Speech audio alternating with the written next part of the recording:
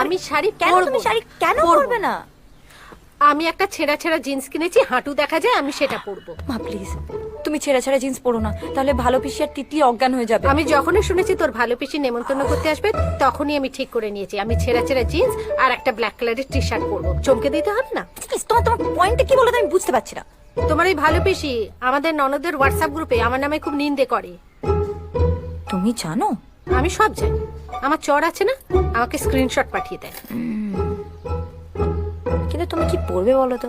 আমি এই পিঙ্ক ফ্লয়েডের একটা টি শার্ট কিনেছি, সেটা ওই জিন্সের সাথে পরবো। তুমি না আস্তে আস্তে মিলেনিয়াল হয়ে যাচ্ছ। আর তুমি এসবগুলো পরবে? এইসব পরে তুমি কি প্রমাণ করতে চাইছো আর কেন? বাবা, তোমরা কথায় কথায় নিজেদের প্রমাণ করতে চাও, তার বেলায় কিছু আসে যায় না। আর আমি কিছু একটা করলে কি প্রমাণ করতে চাইছি, তাই না? হ্যাশট্যাগ মাতৃদেবী, ক্ষমা করো আমায়, যা খুশি তাই করো। দা দা দা দা দা।